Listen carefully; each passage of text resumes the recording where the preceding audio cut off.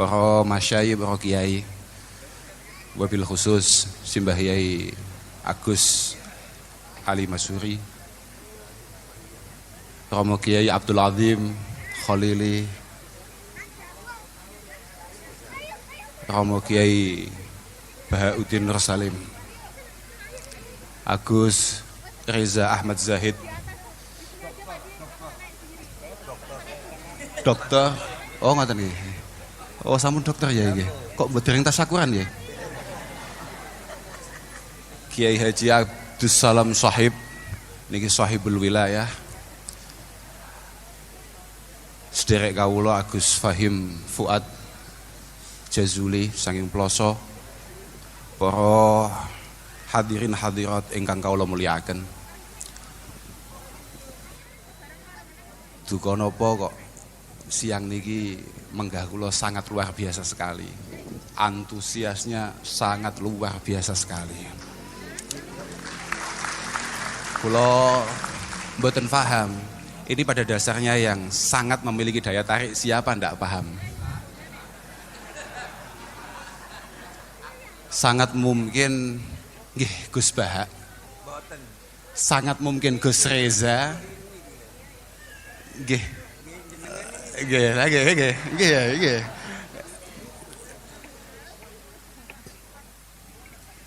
Tapi mboten Gus Bahak niku panci hari ini bulan-bulan beberapa bulan terakhir ini memang sangat luar biasa sekali. Alhamdulillah PWNU dipun barokahi panjenenganipun kersa rawuh wonten mriki.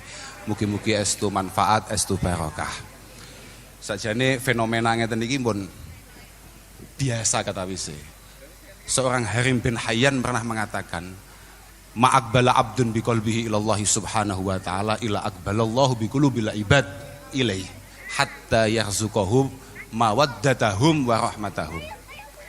Jadi ketika ada seorang itu prioritasnya atau lakune niku karena Allah Subhanahu wa taala. Niku kalih pangeran pancen pun wonten yang ditugasi untuk membuat jenengan-jenengan ini kemudian jatuh cinta, jenengan-jenengan ini kemudian nampi keberadaan beliau, membutuhkan beliau.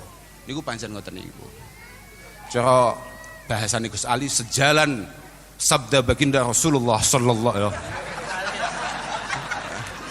alaihi wasallam. Leh, saestu. Idza ahabballahu 'abdan. Oh pesan suci Rasulullah sallallahu alaihi wasallam. Idza ahabballahu 'abdan nada Jibril. Nalika Allah Subhanahu wa taala menika tertarik lagi remen kalih kawulane. Katakan misalnya sinten Gus Salam, ta Gus Bahak napa sinten nada Jibril. Isine nida, isine dawuh innallaha yuhibbu fulanan fa ahibbah. Allah, aku saiki lagi demen kambek Bahak. Demen awakmu. Fa yuhibbu Jibril. Kemudian malaikat Jibril kemudian mencintai orang tersebut. Mboten cukup dugi mriku tok, langsung malaikat Jibril broadcast. Lho nggih. Broadcast. Fa yunadi Jibril fi ahli sama. Fi ahli sama, innallaha yuhibbu fulanan. Pangeran lagi demen kambek Gus Bahak. Fa ahibbuhu. Demeno kabeh. Banjur summa yudha'u lahu al-qabul fi ahlil ardi. Amatir-amatir kaya kula jenengan ngeten langsung dibuat jatuh cinta dengan keberadaan beliau. Gus Bahak niku muridé Mbah Maimun. Piyantun sing paling luwes masalah gotak-gatik matuk. Kalau oleh kemutan kalih lho, memang piyantun-piyantun model ngeten niki ahlul ilmi ngeten. Kami mboten paham nggih. Niki judulnya kan Maha Santri. Jenengan-jenengan niki termasuk muta'alim napa ahlul ilmi wallahu a'lam. Keranten ngeten. Cara bahasane Sayyidina Ali ta'allamu al ilma tu'rafu bih. Awakmu ngaji yo. Kamu akan mendapatkan KTS, kartu tanda santri. NO lah katakan. Tapi wa amalu bihi takunu min ahli. Kalau kamu sudah mengamalkan, la baru awamu ahlul ilmi. Penting. Jenengan-jenengan bukan tidak penting, sangat penting sekali. Fa innahu sayati ba'da hadza zamanun la ya'rifu tis'atu usyara'ihim al-ma'ruf. Karena habis ini akan ada masa di mana 90% orang itu enggak ngerti. Sak jane sing kiai tenan iki sapa? Lagi kiai, gitu. La yanju minhu illa nuwamah. Tidak ada yang mampu selamat ketika hari itu datang kecuali nuwamah. Lah, kalau sudah ngomong nuwamah niku cara kamus niku alladzi la ya'rifu syarra wa ahlah. Wong sing babar blas gak ngerti masalah hal-hal yang negatif. Ya dudu awakmu deh. Contoh yang paling konkret niku menggah kula. Mboten mergo enten wonge mboten. Pancen Gus Bah. Lah Gus Bah iki WA tok gak duwe. Konkret nih. La ya'rifu syarra wa ahlah. Mboten pirsa Gus Bah niku. Gus Bah niku HP-ne juwadul. Juwadul kayak jam pegang HP niku enten jame. Masyaallah luar biasa tenang. La yanju minhu illa nuwamah. Tapi ulaika aimmatul huda. Ulaika aimmatul huda wa masabihul ilm. Wa masabihud dunya. A'immatul huda wa masabihud dunya. Beliaulah yang insyaallah akan menata kita, mengantarkan kita menjadi panutan kita. Yang paling prinsip ciri ini napa dawuh Sayyidina Ali? Laisu bil masayih. Masayih nggih jama'i misyah. Laisu bil masayih wala madzail budzur. Mereka adalah orang-orang yang sama sekali tidak provokatif dalam ucapannya. Boten suka mengumbar keburukan-keburukan orang lain. Inilah. Nggih. Lah balik malih teng masalah niku wau, gotak-gatik matuk niku. Kula malih kemutan. Kalih napa ingkang dipun dawuhaken wonten Bu Jeromi Alal Khatib. Al ilmu niku salah satu ahruf. Ilmu itu napa nggih cara bahasane pondok istilahnya balungan kata. Belungan kata. Napa lek bahasa Indonesia niku gak paham kula. Kosakatane niku ana telu. Ainun wa lamun wa mim. Fal ain niku tajurru sahibahu, yakni sahibal ilmi ila illiyin. Sebagaimana Gus Ali tadi, nanti illiyin akan dibahas oleh Gus Bahak. Wa ma adraka ma illiyun. Lah niku Gus Bahak sing Bahak. Oke. Lah saestu walam niku taj'aluhu latifa. Ora ana kiai sing ngaji tenan banjur tidak memiliki rasa kasih sayang terhadap orang lain. Gak duwe rasa welas kambek wong liya, gak ono. Mergo bahasa latif menika istilahnya adalah sahibur rifqi wal adab fil muamalah. Muhadzabul akhlak. Beliau memiliki budi pekerti yang baik. Niku latif. Wal mim niku taj'aluhum malikan 'alal ibad. Mim mampu membuat sahibul ilm menjadi pemimpin untuk kita semua. Fabi barakatil ngeten fayu'tihillahu bi barakatil ain al izzah. Bon yen pirsa piyambak bagaimana Gus Bah? Wus anggere wong pengen ngejak foto, anggere wong pengen sungkem. Wa bi barakatil lam yu'tihi al-latafah. Jenengan pirsa piyambak dawuh-dawuh adem. Sopo koyok potensi surga. Adem. Loh. Sopo ae. Tapi nggih cocok lho, Gus, cocok. Kanten napa meneh ngeten iki pun pasti. Mangkana fi talabil ilmi kanatil jannah fi talabi. Wong kok pas ngaji iku tulisan status WA on the way surga.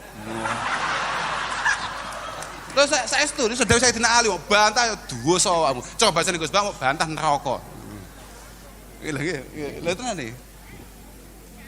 Bagade temriku niku terus dipun terasaken kalian Sayyidina Ali. Fabi barakatil lam fayu'tihillahu bi barakatil lam al-latafah. Wa bi barakatil mim menika al mahabbata wal mula'amata wal mahabah. Dengan mimnya saja, mime al ilmu tok menika orang sahibul ilmi, seorang alim menika kemudian dicintai.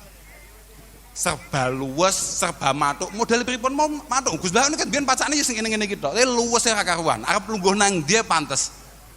Modele piye cetuk sapa ya wis ngeten iki bentuke, tapi panggah menarik dan tetep wibawa. Al mahabah. Nggih mugi-mugi kita sedaya minal katutin. Mugi-mugi sedaya kita menika termasuk ahli ilmi, ahli khair. Lan ngajine awake muga-muga manfaat. Artinya memang benar-benar anggene awake dhewe ngaji. Kula beberapa waktu yang lalu ini sempat ningali seratane Gus Satok Lirboyo. Jadi man talabal ilma liya'mala bihi menika kasarahu ilmu wa man talabal ilma li ghairil amal menika zadahu kibron. Amal niku penting. Seberapapun panjenengan sering ngaji dateng Gus Bah, mesti nyen arep sare ngaji Gus Bah, nang mobil ngaji Gus Bah, nang dinding ngaji Gus Bah, muga-muga sedikit banyak ada yang panjenengan amalkan. fa'amal walau bil usyrikaz zakah tahruj binuril ilmi min julumat. Dawe ya Allah ya Rabbi ya Karim Hudzaifah ibn al-Yaman dipun dawuhaken ten mriku niku. Awakmu kabeh innakum fi zamani man, cara redaksi ini ngoten Pak. Kula niki gak pati iso bahasa Indonesia ngare. Innakum fi zamani man taraka bi usri ma ya'lam halak.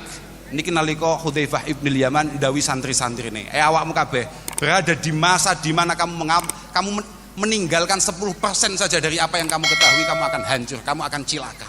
Kamu akan dihisap akan itu. Tapi wasayati zamanuman amila bi usri ma ya'lam naja. Akan ada masa di mana mereka melakukan 10% saja dari apa yang ia dengarkan, dari apa yang ia lihat, insya Allah selamat. Lah niku awake dhewe Pak. Niku awake dhewe. Penting banget kita menika mendapatkan panutan, mendapatkan guru yang tepat. Karena situasinya hari ini kayak seperti ini. Pundi-pundi niku macam-macam guru. Tadi ku tunggu delok guru sing sanate jelas Pak. Ojo sak-sake Pak. Ojo sak-sake. Jangan kemudian karena panjenengan misalnya nuwun sewu iso maca Arab utawa iso paham bahasa Arab kemudian panjenengan gak golek guru. Dawi Ibnul Khaldun niku, "Malam yusyafi aliman bi usulihi fayakinuhu fil muskilati dzununu." Orang yang sama sekali tidak pernah bertemu dengan gurunya, tidak pernah musyafahah. Napa nggih bahasa Indonesia gak roh? Bertatap muka, mboten nate ngerti kalih gurune.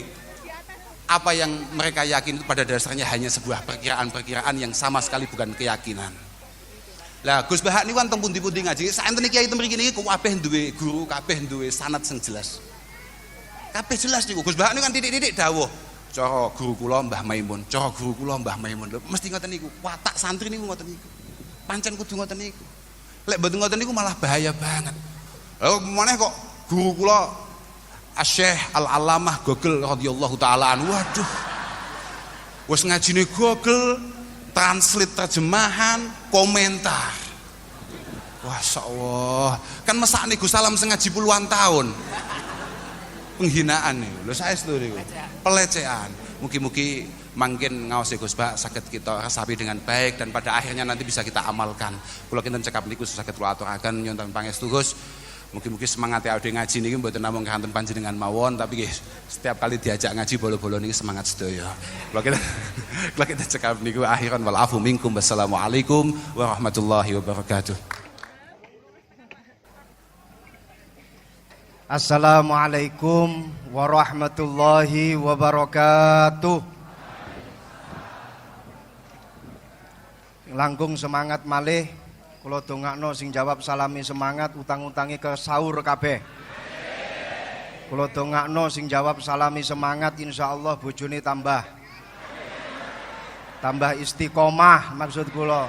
Tambah sakinah, tambah mawaddah, tambah rahmah, tambah omah, tambah sawah, tambah mamah. Assalamualaikum warahmatullahi wabarakatuh. Bismillahirrahmanirrahim. Alhamdulillahirabbil alamin. Wa bihi nasta'inu ala umurid dunya waddin. Allahumma shalli wa sallim ala sayyidina wa maulana Muhammad wa ala alihi wa sahbihi ajma'in. Amma ba'du.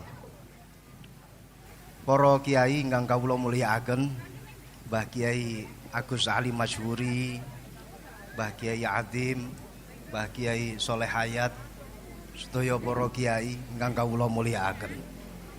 Para gawagis Gus Bahak, Gus Alam, Gus Kausar, Gus Fahim, Gus Khalil, sedaya para gawagis nawaning hadirin hadirat ingkang dipun mulyakaken Allah Subhanahu wa taala. Ados awale niku ngeten. Awalnya niku kemarin itu ketika rapat kita ini oyo-oyoan. Siapa yang jadi pembandingnya Gus Bahak?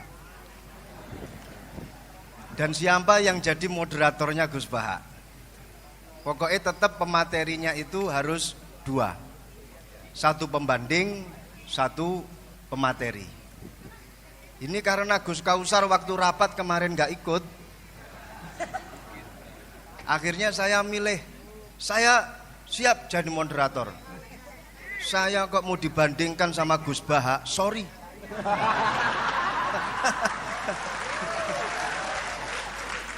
Bukan level saya.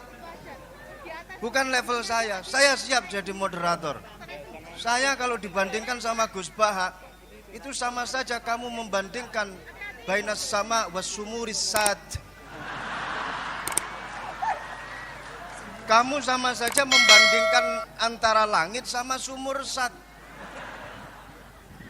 Jadi akhirnya kemarin keputusan rapat, saya berhasil memegang tongkat moderator dan pembandingnya Gus Baha ini adalah Gus Kausar. Dan acara ini aneh, moderatornya ditaruh di tengah. Pematerinya yang pertama sudah paring dawuh Gus Kausar. Jadi nanti jenengan kalau ada pertanyaan kepada Gus Kausar monggo. Setelah itu nanti setelah saya nanti Gus Baha.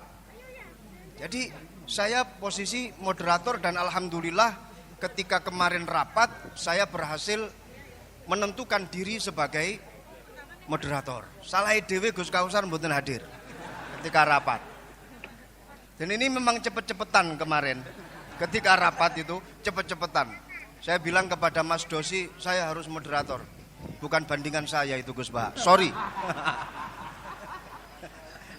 Sehingga saya ini tugasnya untuk menghidupkan acara ini, sedangkan Gus Kausar nanti yang insya Allah akan dihisap oleh Gus Baha.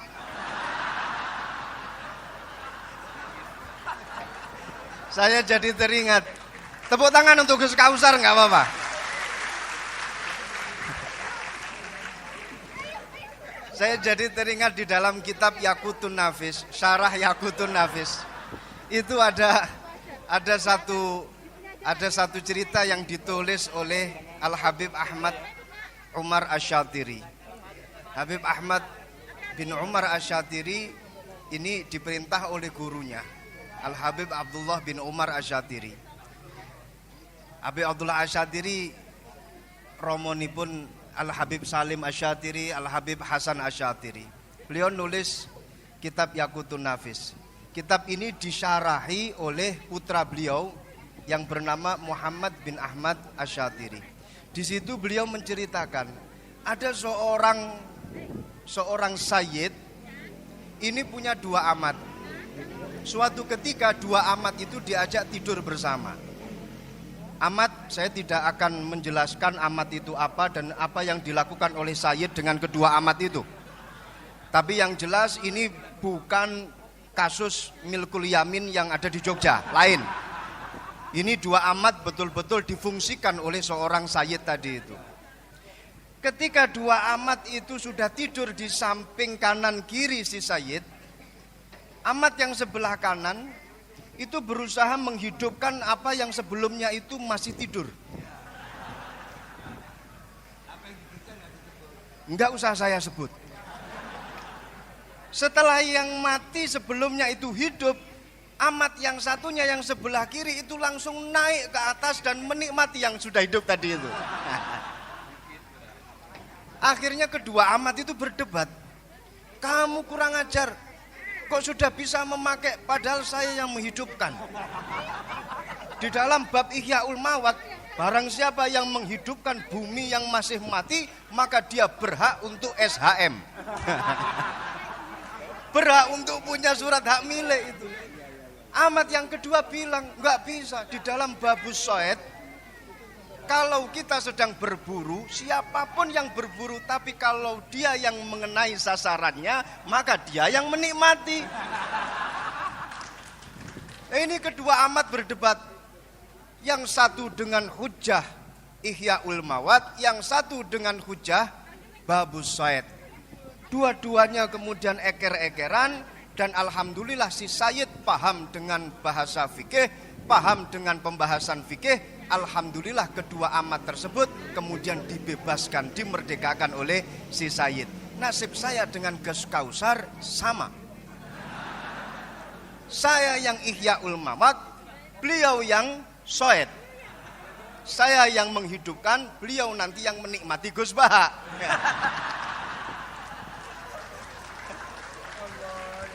Semoga Gus Baha bisa memerdekakan kita berdua.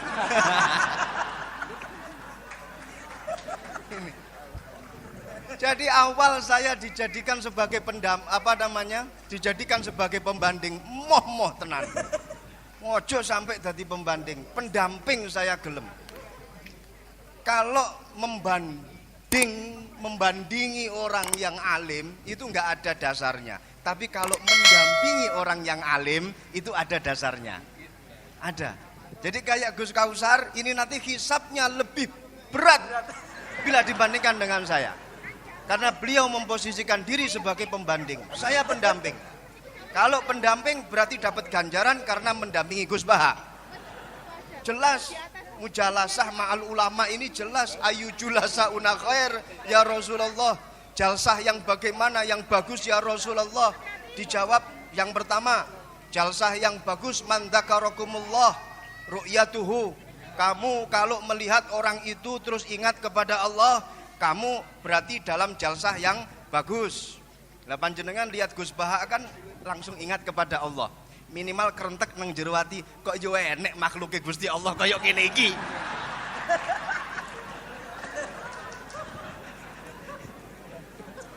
Yang kedua, dawuhnya Rasulullah, man zada fi ilmikum mantikuhu.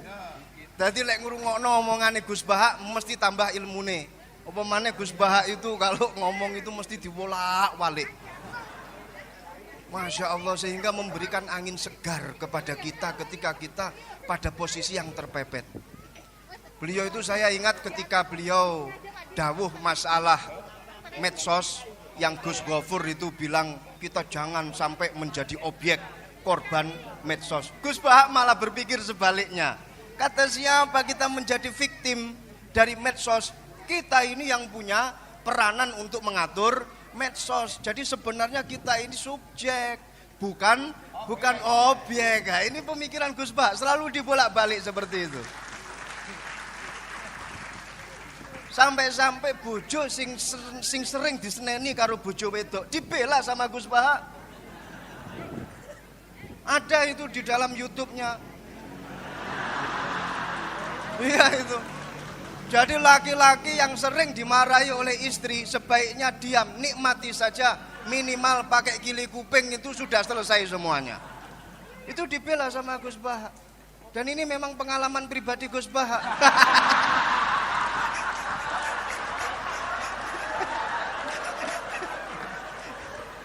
Itu yang saya herankan. Ngono kuwi lho yo nemu dalile.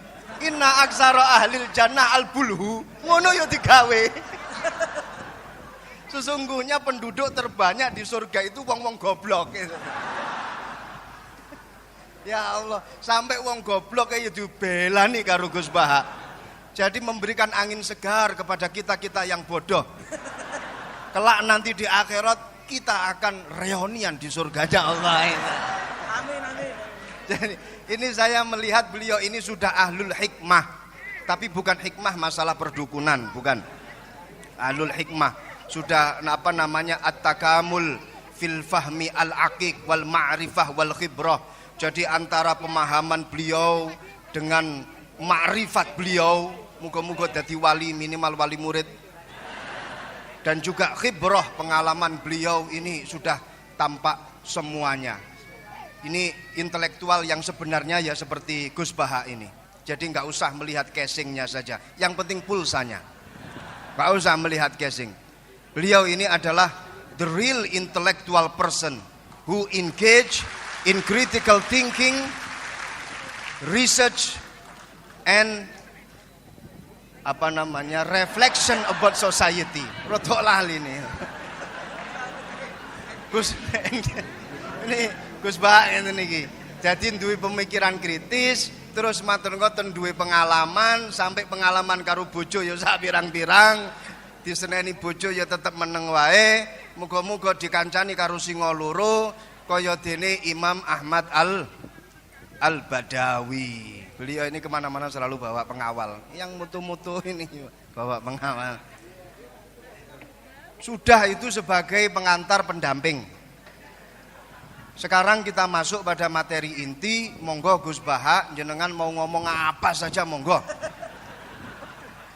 Mau mengkonter apa yang telah didawuhkan oleh Gus Kausar, saya malah alhamdulillah. Silahkan, saya hanya sekedar wasilah menghidupkan acara ini saja. Dengarkan baik-baik, HP di silent.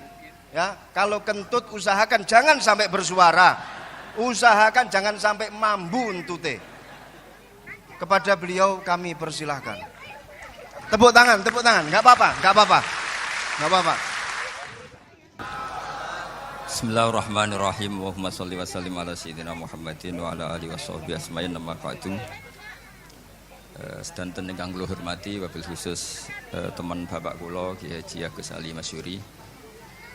Beberapa kiai yang tanpa ngurangi rasa hormat, saya hormati semua. Ini ada beberapa Gus. Ini saya ngaji insyaallah 1/4 jam. 1/4 jam nanti yang menghisap Gus Kausar berapa Gus? 10 menit. 10 menit. Begini, sebetulnya saya membela semua umat Islam itu ahlul jannah. Karena saya ini ibarat marketing. Kalau orang Kristiani itu kan setiap orang mati sudah tenang bersama Bapak di surga. Jadi kampanye itu menarik sekali. Sementara kita sudah kiai, sudah imam masjid, sudah ulama, masih saja dikhawatirkan su'ul khotimah. Ini kalau kampanye ini tidak imbang, ini nanti saya takut kalah. Makanya saya bilang pokoknya semua orang mukmin itu ahlul jannah. Karena memang asli hadisnya seperti itu, man qala la ilaha illallah dakhalal jannah.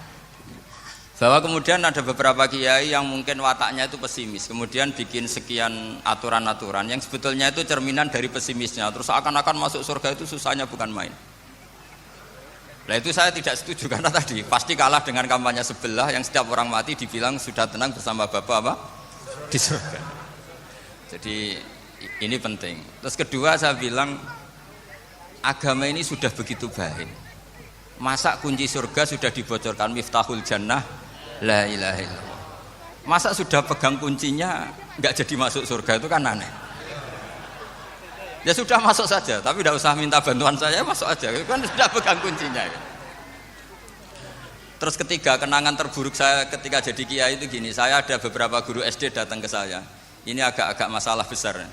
Gus boleh enggak buka ujian nasional yang masih disegel? Semua guru bilang enggak boleh, itu kriminal kan. Ada satu guru yang bikin analogi agak kacau. Boleh saja. Wong ujian di kuburan saja dibocorkan para kiai enggak apa-apa. Itu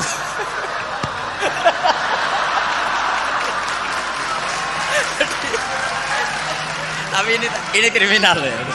Perhatian kepada kiai, nggak boleh memukul pemateri.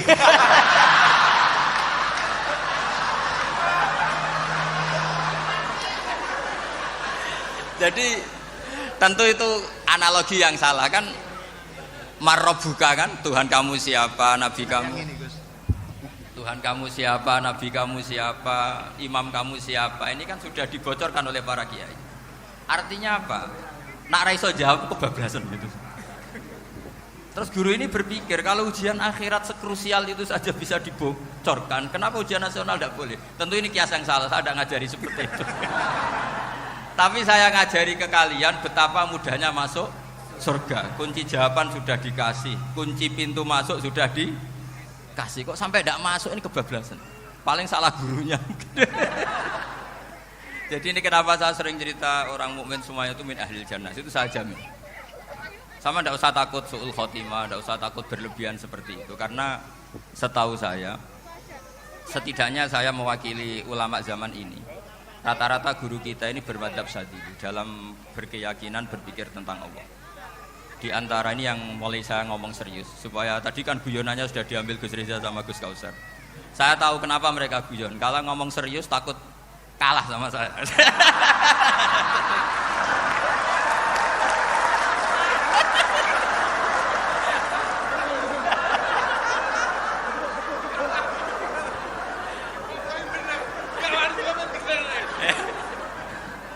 Karena saya ini sudah terkenal pemikir serius, jadi artinya itu satu kepintaran mengalihkan. Ya, oh ya, sudah itu satu kecerdasan. Tidak hanya ngalim tapi Betul cerdas. Jadi itu bukti beliau-beliau ini cerdas itu.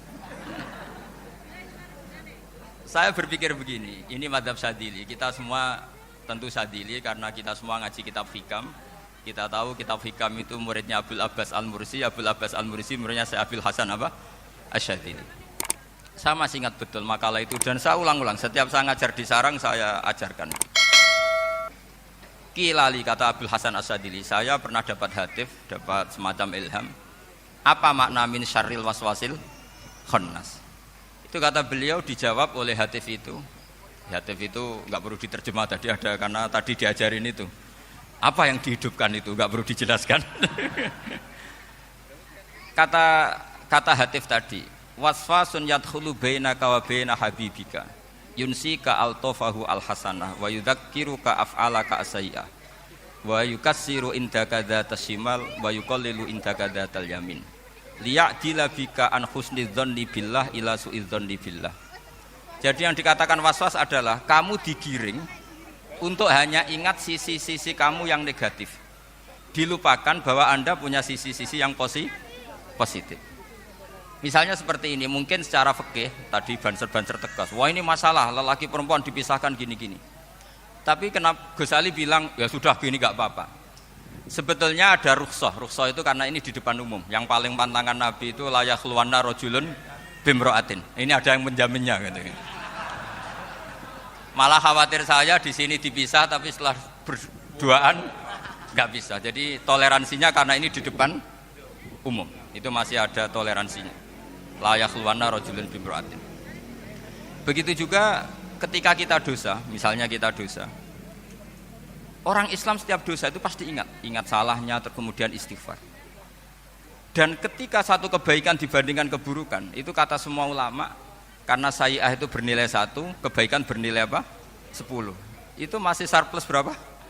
9. Jadi itu cara berpikir Abdul Hasan Asy-Syadzili. Kenapa kamu harus berpikir positif tentang Tuhan? Sekali berpikir tentang negatif, itu bahaya betul.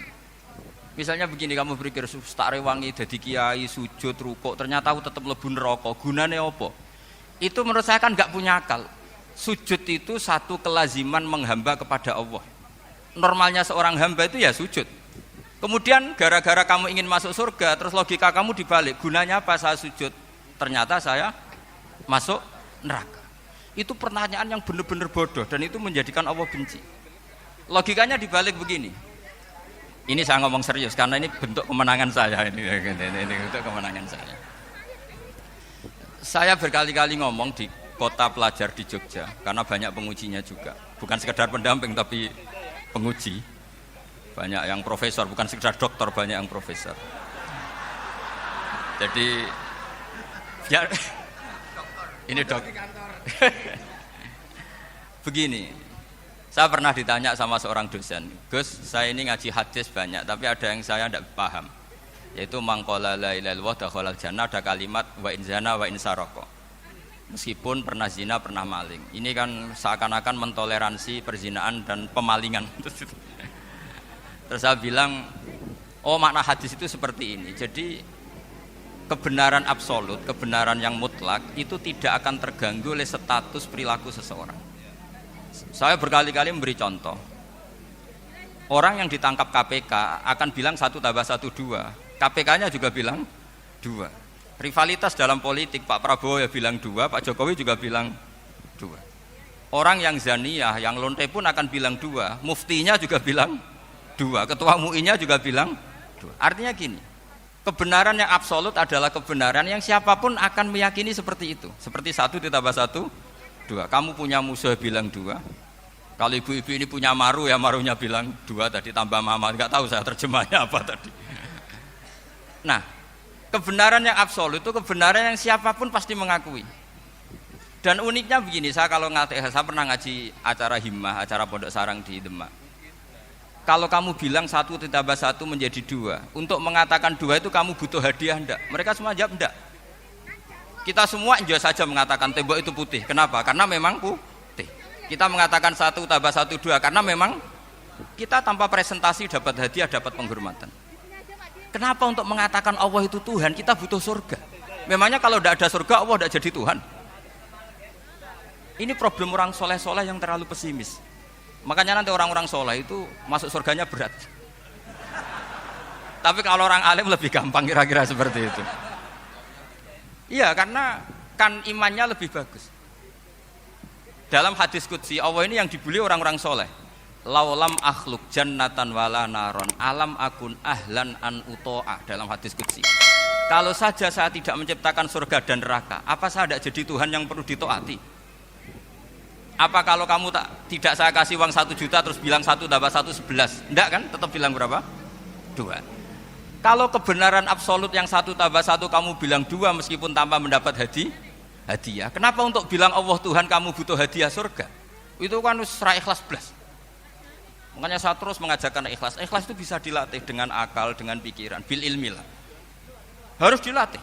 Nah di sini ini momen atau makna yang mestinya harus difahami wa inzana, bahwa kalimat ini sah meskipun dilafatkan seorang yang pernah zina. Sama seperti 1 tambah 1 2 sah, diucapkan siapa saja sah. Dan siapapun akan mengucapkan itu secara ikhlas. Ini penting saya utarakan. Sehingga setelah ada firqah-firqah takfiri yang mengatakan orang megang keris itu syirik, ke kuburan syirik, ini syirik. Itu salah besar.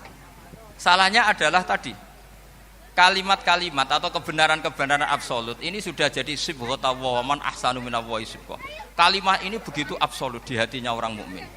Sehingga ketika terganggu oleh hal-hal yang adat istiadat kayak pegang keris, kayak apa, ini tidak mengganggu. Tetap kualitas iman ini di atas keyakinan adat membawa apa keris. Kalau orang membawa keris menjadi syirik karena percaya sama makhluk. Orang misalnya kejawen kalau nggak bawa keris nggak nyaman. Orang kota itu kalau nggak bawa ATM juga nggak nyaman. Itu tidak dihukumi syirik. Kamu pergi lupa bawa HP nyaman enggak? Enggak, kenapa enggak dihukumi syirik?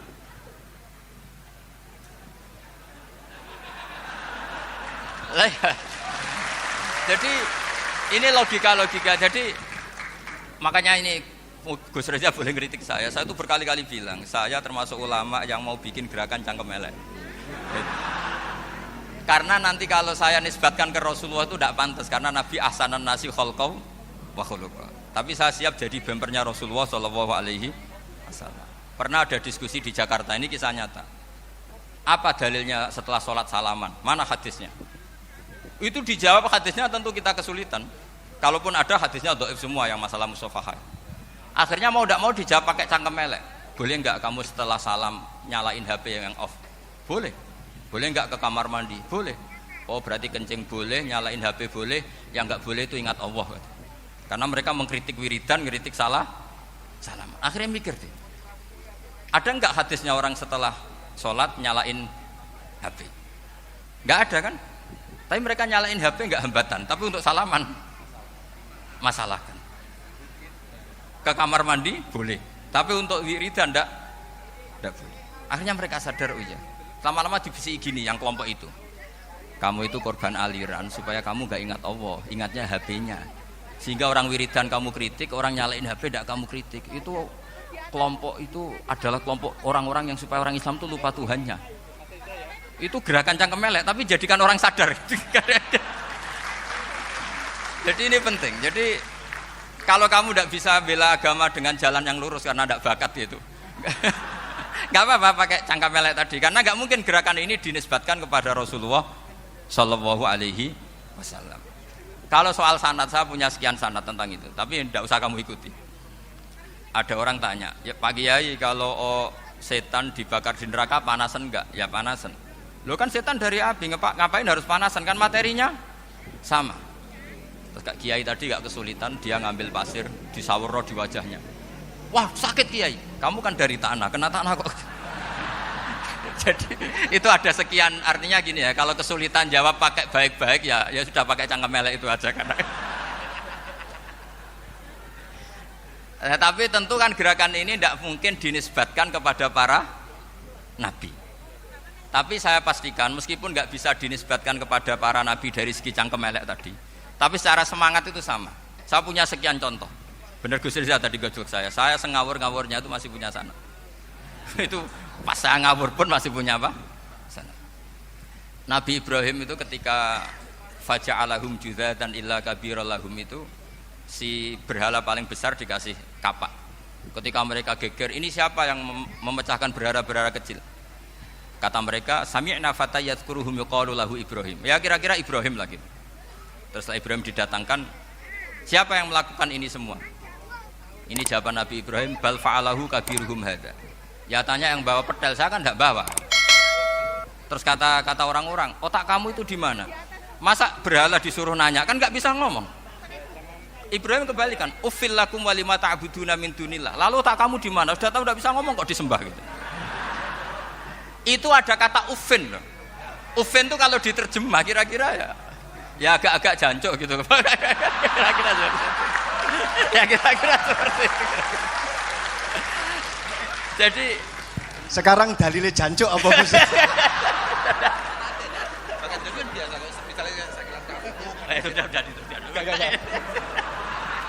Gimana?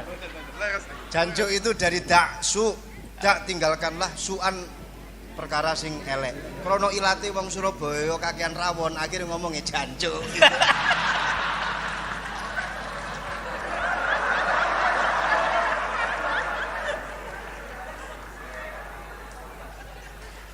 Jadi mulai dulu melawan kebatilan itu harus pakai logika yang vulgar. Karena memang nggak mungkin dengan bahasa-bahasa priayi itu nggak mungkin. Dan ini penting saya utarakan. Nah, kalau nanti nggak mungkin dinisbatkan kepada Rasul karena Nabi adalah ahsanan nasi khalqa wa khuluqa, kita yang ngambil alih saja. Gus Reza, saya, Gus Hasan ini cara cangkem elek kan pantas. Luas.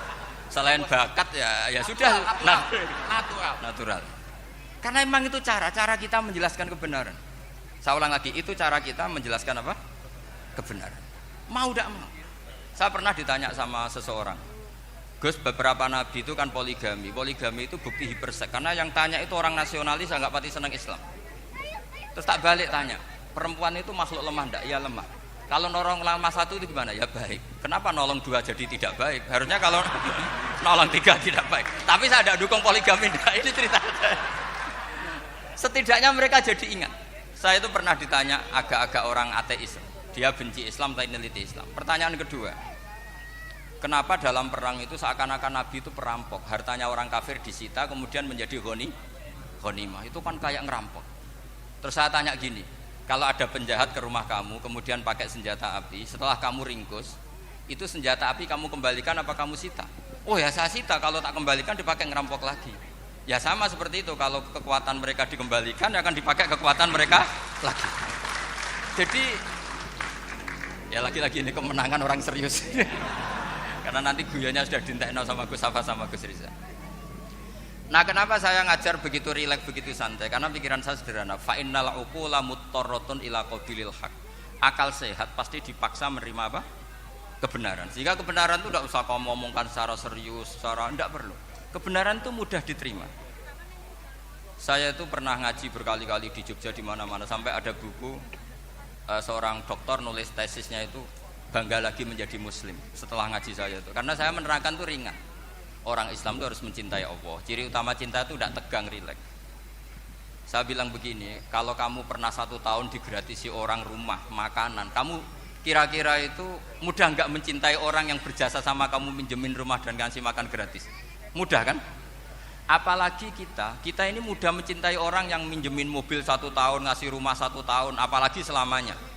Kenapa kita tidak mudah mencintai Allah yang memberi kita bumi, air, oksigen, semuanya kita dikasih Allah. Akhirnya mereka mikir, wong mencintai seseorang yang ngasih dalam durasi 1 tahun saja mudah, apalagi mencintai Allah yang ngasih kita tanpa batas. Itu disebut walladzina amanu asyaddu hubbal lillah. Orang mukmin itu mudah sekali mencintai Allah. Caranya dilatih tadi. Kita mudah mencintai orang yang berjasa sama kita. Kenapa tidak mudah mencintai Allah yang tentu jasanya lebih besar. Nah, karena akhir-akhir ini banyak orang yang terlalu nazir, terlalu kata Nabi kan basyiru wala tunafiru yasiru wala tu'assiru. Sehingga saya bikin gerakan. Pokoknya semua orang mukmin pasti masuk surga. Nanti soal ada kesalahan-kesalahan kecil yang menjadikan orang su'ul khotimah itu sifatnya kehati-hatian. Jangan menjadi hukum. Hati-hati itu tidak menjadi hukum. Kalau kamu nyupir hati-hati itu bukan berarti pasti kecelakaan, enggak. Hati-hati itu ya hati-hati saja, tidak menjadi hukum. Ini penting saya utarakan karena kubu sebelah kampanyenya sudah tadi, setiap mati mesti tenang bersama Bapak di surga. Sementara kita mau kampanye, kamu sholat tidak mesti diterima, haji tidak mesti diterima, jadi kiai tidak mesti masuk surga. Coba kalau kita kampanye gitu terus, yang mau jadi muslim itu siapa? Jadi ini sudah tak perhitungkan matang-matang saya milih mazhab seperti itu. Ya ini saya pikir sudah, ini pembandingnya supaya punya waktu. Saya suka sekali. Nah ini yang sesi terakhir ya, sesi terakhir. Saya akan cerita fikih karena Nyun sewu Gus, ada iklan sebentar dari ibu-ibu, pentolan mic kurang dekat ke mulutnya Gus Baha. Sehingga suaranya tidak terdengar sampai ke belakang. Oh, gitu, pentolannya didekatkan Gus ke mulut. Ini kalau ngomong konotasinya itu mesti nyerempet. Sudah apa ya? Sudah ahlinya di situ. Ya malah ada di situ.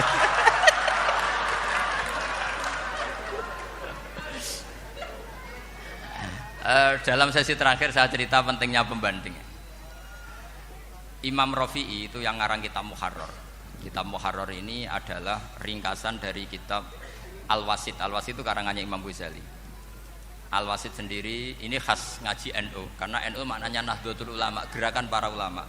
Jadi kalau nggak ngerti alim-alim seperti itu ya ada NU. Sebenarnya sampai itu pasnya Nahdlatul Ummah, gerakan umat. Tapi kan sudah jadi partai politik Nahdlatul Ummah.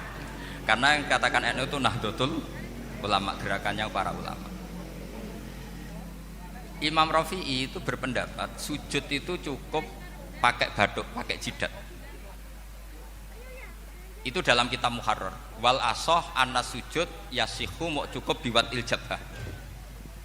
Ketika Imam Nawawi mentasih kitab Muharrar namanya Minhajut Thalibin, itu mengkritik Imam Rafi'i. Kata beliau sujud itu untuk sah harus melibatkan 7 anggota karena berdasar hadis umirtu an asjuda ala sapati a'zumin, yaitu al jabhah wal yaden warubaten wal qadamen, yaitu jabhah 2 tangan, 2 lutut dan 2 qadamen. Akhirnya saya ngecek di kitab asli Imam Rafi'i termasuk Ashabut Tarjih dan Imam Nawawi. 2 orang ini khilaf. Kan nggak mungkin kita sebagai musohehnya karena yang khilaf ini 2 ulama besar, satu Imam Rafi'i, satu Imam siapa? Nawawi. Kita tidak bisa hanya ngikuti Fathul Mu'in yang mengatakan idza khtalafan Nawawi war Rafi'u kudiman Nawawi, tidak bisa karena Imam Nawawi ini sering nginduk sama kitabnya Imam Rafi'i karena senior Imam Rafi'i. Setelah saya cek di kitab kitab asli Mamba ya, satu sumbernya semua madzhab apa? Syafi'i. Ternyata Imam Syafi'i nak ngedikan hanya begini. Wa uhibbu, saya suka setiap orang Islam sujud itu melibatkan 7 anggota karena itu aman, pasti sah. Tapi wayah tamilu kata beliau, tapi mungkin saja sujud hanya watul jabah itu sah. Kenapa kata Imam Syafi'i? Liqaulihi sallallahu alaihi wasallam atau li du'aihi apa sallallahu alaihi wasallam fi sujud sajadalaka wajhi wa sam'i wa basori. Nabi ketika sujud itu hanya berdoa, ya Allah sujud kepada engkau wajhi wa sam'i wa basori. Nabi tidak menyebut wayadi wa rubati wa qadami. Sehingga saya berkali-kali bener kata Gus, saya ini pembela umat sing sujude 7 anggota ya tak lem pantes dadi Rais Suriah. Itu. Yang sujude bathuk tok ya tetap sah ngikuti mazhabnya Imam Rafi'i. Meskipun itu tidak saya anjurkan. Tentu tidak saya anjurkan. Alasannya Imam Syafi'i tadi, Rasulullah pernah berdoa dengan kata-kata sajadalaka wajhi, bukan diteruskan wayadi warubati wakoda. Sehingga fal khilaf huna bakin ala khiddati kalau dalam bahasa fikih. Khilaf biar tetap sesuai aturan khilaf masing-masing. Enggak perlu kamu menggugurkan pendapat Rafi'i yang mengesahkan sujud hanya pakai jabah. Ini penting karena tadi seperti saya katakan yang sujud anggota pitu ya masuk swarga mergo pintere, sing nganggo bathuk tok yang mlebu swarga mergo gobloke tadi karena aksaru ahlil jannah al-bulbul. Nah ini madhab saya. Jadi saya itu ingin umat Islam itu baik-baik saja. Ya. Karena Karena tidak mungkin lah kita tidak bela Islam di zaman akhir, tidak mungkin kan tadi kubu sebelah kampanyenya sudah seperti itu. Kalau kita ngomong ikhtiyat, kiai ra mesti mlebu swarga, sing salat ngethuk ra mesti husnul khotimah, wah kan jadi repot. Saya ini pengagum teori ikhlas, dilatih bil ilmi, saya ulang lagi, dilatih bil ilmi. Saya ini malunya tadi saya mengatakan 1 tambah 1 2 itu meskipun tidak ada yang memberi hadiah tetap saya katakan 2. Saya mengatakan air itu dingin, tidak ada yang ngasih hadiah, saya akan bilang kalau air itu dingin, kalau api itu panas. Untuk hakikat-hakikat seperti itu saja saya jujur tanpa ingin imbalan. Tapi ketika hakikat mengenai Allah kok saya minta imbalan surga dan neraka, ini apa-apa? Kira-kira gitulah, Rois Suriah macam apa gitu.